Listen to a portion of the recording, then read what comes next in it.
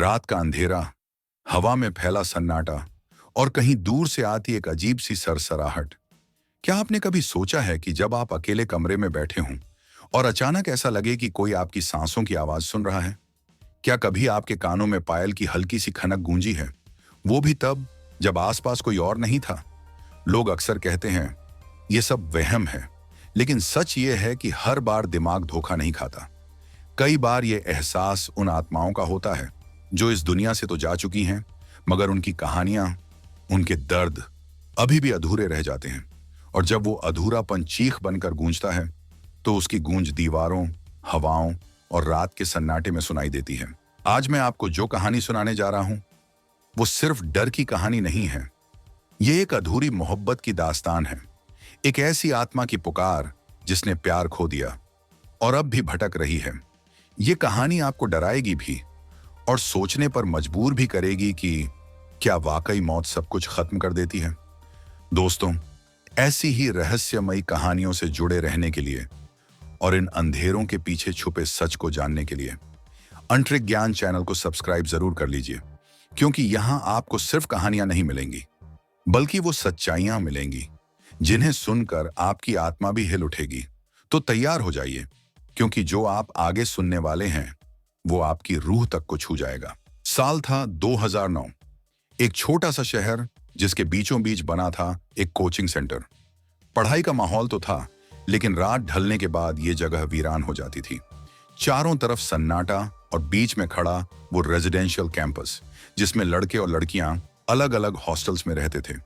लड़कों के हॉस्टल में उस रात का माहौल बिल्कुल अलग था। वजह ये थी कि देखभाल करने वाला माधव और रसोइया दोनों किसी काम से बाहर गए हुए थे, यानी आज कोई रोक टोक नहीं थी। मौका देखकर कुछ लड़कों ने तय किया, आज होगी चिकन पार्टी। छत पर अस्थाई चूल्हा जलाया गया। मसालों की खुशबू हवा में फैल रही थी। कोयले की चटकती आवाज, ताश की गड्डी, हंसी मजाक और दोस्तों के ठहाके, सब कुछ माहौल को खुशनुमा बना रहा था। लेकिन कहते हैं ना, जब इंसान सबसे ज्यादा खुश होता है तभी अंधेरा अपनी पकड़ और मजबूत करता है। ठीक उसी वक्त एक लड़के ने महसूस किया कि उसके बगल में कोई बैठा है।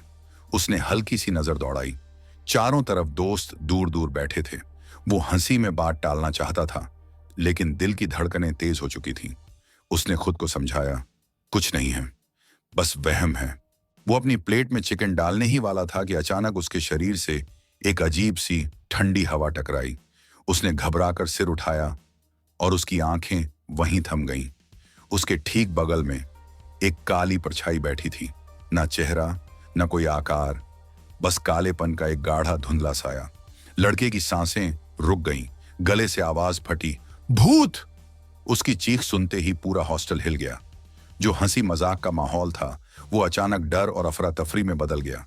सब प्लेटें छोड़कर नीचे भागे। लेकिन जब थोड़ी देर बाद कुछ लड़के हिम्मत करके वापस ऊपर गए तो उन्होंने देखा वो खुशबू जो कुछ देर पहले हवा में फैली थी गायब हो चुकी थी। बर्तन में चिकन तो था, लेकिन उसमें से कोई गंध नहीं आ रही थी, जैसे किसी ने उसकी रूह खींच ली हो। और तभी छोटी सी बल्ब की रोशनी के पीछे एक और आकृति दिखाई दी, काली, लंबी और खामोश। उसने किसी की आंखों से आंखें मिलाने की कोशिश भी नहीं की, क्योंकि उसकी आंखें थीं ही नहीं। और इस बार यह सिर्फ एक का वहम नहीं था, सबने उसे देखा। यह घटना कुछ ही दिन बाद की है। हॉस्टल के सभी बच्चे उस पहले हादसे को लगभग भूल चुके थे। उन्हें लगने लगा था कि शायद वो सब उनका वहम था, लेकिन सच्चाई ये थी कि असली डर अब शुरू होना था। करीब रात के 9:30 बजे का वक्त था। 8-10 लड़के मेला देखकर लौट रहे थे। सड़क लगभग सुनसान थी। ठंडी हवा बह रही थी और दूर से केवल कुत्तों के भौंकने की आवाजें आ रही थीं। जैसे ही ये लड़के उस पुराने बंगले के पास से गुजरे, अचानक उनके कानों में पायल की धीमी धीमी आवाज गूंजी। ऐसा लगा जैसे कोई उनके साथ साथ चल रहा हो। शुरू में सबने इसे इग्नोर किया, लेकिन तभी उनमें से एक लड़के ने बंगले की तरफ देखा और उसका चेहरा सफेद पड़ गया। उसने धीरे से बाकी दोस्तों से कहा, यार देखो, वहां कोई लड़की चल रही है। सबकी नजरें एक साथ उधर गईं और सचमुच चांदनी में बंगले के किनारे सफेद कपड़ों में एक लड़की चलती हुई दिखाई दी। उसकी चाल धीमी थी, लेकिन अजीब तरह की, जैसे उसके पांव जमीन पर नहीं लग रहे हों, बल्कि जरा सा ऊपर हवा में तैर रहे हों। लड़कों को हैरानी हुई, इतनी रात को इस सुनसान जगह पर कोई लड़की। उनमें से एक ने हिम्मत जुटाकर कहा, चल पास चल के देखते हैं कौन है। जैसे ही वो कदम बढ़ाते हैं, वो लड़की भी उनकी तरफ बढ़ने लगती है, लेकिन उसकी चाल अब तेज थी। चेहरे पर धुंधली सी परछाई और आंखें मानो अंधेरे में चमक रही हों। अचानक एक लड़का चिल्ला उठा, चुड़ैल भागो! और बस सबके सब बेकाबू होकर भागने लगे। लेकिन भागना आसान नहीं था, क्योंकि उन्होंने पीछे मुड़कर देखा, वो लड़की भी अब उनके पीछे दौड़ रही थी। उसकी पायल की खनक अब तेज हो चुकी थी, जैसे हर कदम पर वो उनके ओर करीब आ रही हो। लड़के जान बचाने के लिए पागलों की तरह हॉस्टल की तरफ दौड़े, और जब हॉस्टल का गेट पार किया, तभी बालकनी में खड़ी सोनाली नाम की लड़की ने उन्हें देखा। वो फोन पर बात कर रही थी। उसकी नजर पहले उन लड़कों पर पड़ी, फिर उसी लड़की पर जो उनके पीछे भाग रही थी। सोनाली की आंखों के सामने जैसे वक्त थम गया। उसका फोन हाथ से गिर पड़ा। वो चीखने लगी और कमरे की तरफ भागी, लेकिन जैसे ही उसने दरवाजा खोलकर अंदर कदम रखा, वो चुड़ैल उसके सामने खड़ी थी। सोनाली वहीं गिर पड़ी और बेहोश हो गई। सोनाली की बेहोशी की घटना ने पूरे हॉस्टल में दहशत फैला दी थी। लेकिन अजीब बात यह थी कि अगले दिन वो बिल्कुल सामान्य दिख रही थी, जैसे कुछ हुआ ही ना हो। उसके दोस्तों ने पूछा भी, कल रात क्या हुआ था? लेकिन सोनाली ने कंधे उचकाते हुए कहा, मुझे कुछ याद नहीं। सबको लगा शायद डर की वजह से बेहोश हो गई होगी। मामला धीरे धीरे शांत हो गया, लेकिन कुछ दिनों बाद असली खौफनाक मोड़ आया। क्लास चल रही थी, सब बच्चे अपनी अपनी किताबों में डूबे थे और सामने टीचर ब्लैक बोर्ड पर कुछ समझा रहे थे। सोनाली पहली बेंच पर चुपचाप बैठी थी। उसकी आंखें किताब पर थीं, लेकिन अचानक क्लासरूम में एक अजीब सी हंसी गूंजी। सबने मुड़कर देखा। वो सोनाली थी। उसके दोनों हाथ मेज पर थे, सिर झुका हुआ था और उसके बाल धीरे धीरे आगे की तरफ गिर रहे थे। वो जोर जोर से हंस रही थी, लेकिन वो हंसी इंसानी नहीं थी। उसमें एक अजीब दरार थी, जैसे कोई औरत नहीं बल्कि कोई अंधेरी ताकत हंस रही हो। टीचर ने डांटना चाहा, सोनाली ये क्या मजाक है? लेकिन तभी उसने अचानक सिर उठाया। उसकी आंखें खून जैसी लाल थीं, चेहरे पर एक विकृत मुस्कान थी और वो सबको घूर रही थी। पूरे क्लासरूम में चीखें गूंज उठीं, लड़कियां पीछे हट गईं, लड़के अपनी कुर्सियों से गिरने लगे। टीचर ने उसे पकड़ने की कोशिश की, लेकिन सोनाली ने अपने आप को जमीन पर पटकना शुरू कर दिया। वो दीवार से सिर मार रही थी। उसके बाल बिखर गए थे और उसके होंठों से अजीब आवाजें निकल रही थीं, जैसे कोई और बोल रहा हो। एक लड़का चिल्लाया, भगाओ इसे बाहर, ये पजस हो गई है। लेकिन उससे पहले ही सोनाली का सिर दीवार से इतनी जोर से टकराया कि वहां नीला गोला बन गया। वो वहीं बेहोश होकर गिर पड़ी। सन्नाटा छा गया। सब लोग सांस रोके उसे देख रहे थे। कुछ ही देर में उसे मेडिकल रूम ले जाया गया। उसके परिवार को बुलाया गया और अगले दिन उसे हॉस्टल से घर भेज दिया गया। पर सवाल ये था, क्या ये सचमुच सोनाली का नाटक था या उसके शरीर पर किसी और का कब्जा हो चुका था? जो भी था, लेकिन हॉस्टल की दीवारों में अब एक नया डर बस चुका था। सोनाली के घर जाने के बाद कुछ दिन सब ठीक ठाक रहा। हॉस्टल का माहौल धीरे धीरे सामान्य होने लगा था। बच्चों ने सोचा शायद अब सब डर खत्म हो गया, लेकिन असली दहशत तो अभी बाकी थी। रात के करीब 9:30 बजे का समय था। हॉस्टल की एक लड़की नित्या फोन पर बात करते करते बाहर निकल आई। वो हॉस्टल के गार्डन के चारों तरफ चक्कर लगाते हुए किसी दोस्त से बातें कर रही थी। सब कुछ सामान्य था, लेकिन अचानक उसने महसूस किया जैसे कोई उसके पास खड़ा हो। उसने पीछे मुड़कर देखा, वहां कोई नहीं था, लेकिन दिल की धड़कनें तेज हो चुकी थीं। उसे लगा शायद वहम है। घबराकर नित्या तुरंत कमरे की ओर बढ़ी। जैसे ही उसने दरवाजा खोला और कमरे में दाखिल हुई, अंधेरे में बैठी उसकी रूममेट गहरी नींद में थी। नित्या सीधे उसके बिस्तर के पास गई और पैरों की ओर बैठ गई। कमरे की हवा अचानक भारी हो गई थी। कुछ देर बाद रूममेट की नींद खुली। उसने देखा नित्या बिल्कुल सीधी बैठी थी, बिना पलक झपकाए। उसके होंठों से धीमी धीमी गुनगुनाहट निकल रही थी, लेकिन उसकी आंखें अजीब तरीके से चमक रही थीं। डर के मारे उसने पुकारा, नित्या क्या हुआ? लेकिन नित्या चुप रही, बस मुस्कुराती रही। रूममेट ने डर कर लाइट ऑन की और उसी पल कमरे का नजारा बदल गया। नित्या की मुस्कान और चौड़ी हो गई थी। उसके चेहरे पर एक अजीब साया था और तभी कमरे की लाइट टिमटिमाने लगी, जैसे किसी ने बिजली के तार को झकझोर दिया हो।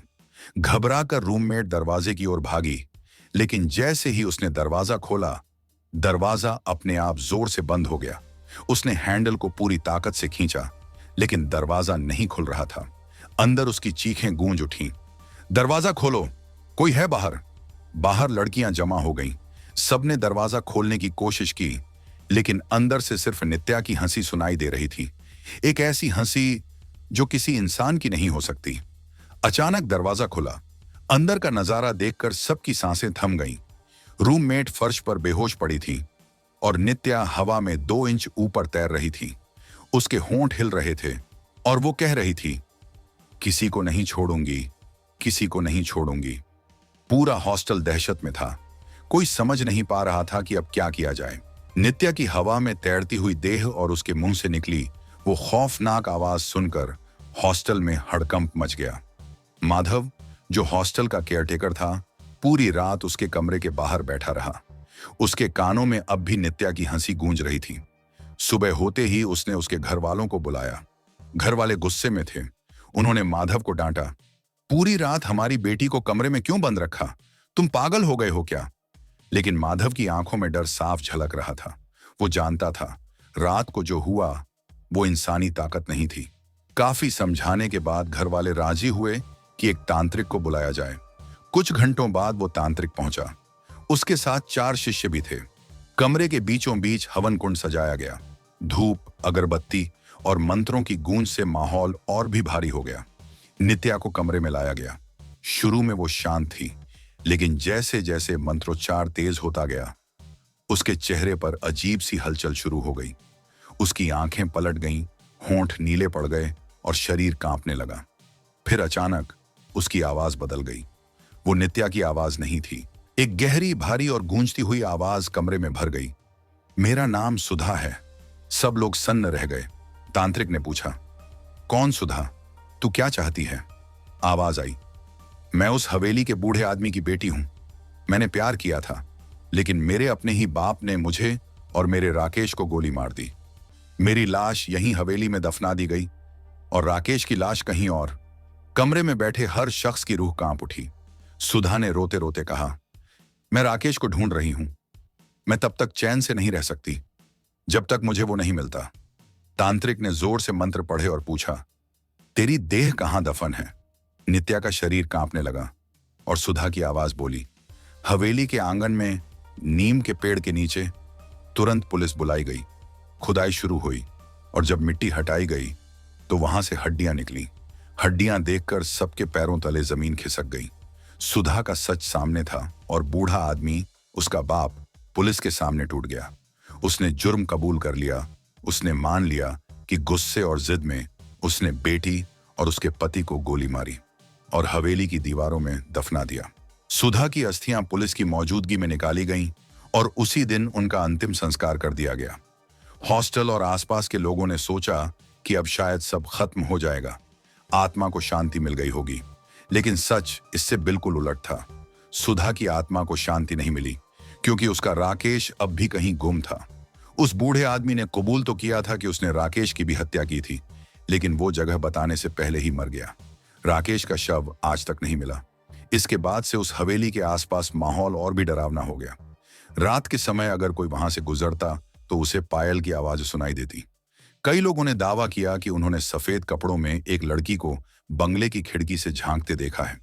कुछ ने कहा कि रात के अंधेरे में वो लड़की सड़क पर चलती है और अचानक गायब हो जाती है। हॉस्टल के बच्चों का कहना था कि जब भी कोई नीम के पेड़ के पास जाता, उसे अजीब सी ठंडक महसूस होती, जैसे किसी ने कंधे पर हाथ रख दिया हो। कई बार तो हवा में किसी के रोने की आवाजें भी सुनाई देती थीं। लोग धीरे धीरे उस रास्ते से गुजरना बंद कर चुके थे। यहां तक कि दिन के उजाले में भी उस हवेली की खिड़कियों से किसी के चलने की परछाई दिख जाती थी।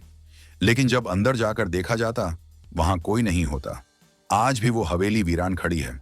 गांव के लोग कहते हैं सुधा अब भी अपने राकेश की तलाश में भटक रही है। वो हर गुजरते इंसान से एक ही सवाल पूछती है, क्या तुमने राकेश को देखा है? तो दोस्तों, यह थी सुधा की दर्दनाक और डरावनी सच्चाई। एक बेटी जिसे अपने ही पिता ने मौत के घाट उतार दिया, और एक आत्मा जो मौत के बाद भी अधूरी रह गई। सोचिए, अगर आपको मौका मिले उस हवेली में जाने का और अचानक आपके सामने सुधा आकर वही सवाल पूछ ले, क्या तुमने राकेश को देखा है? क्या आप उसकी आंखों में आंखें डाल पाएंगे? कमेंट्स में जरूर बताइए।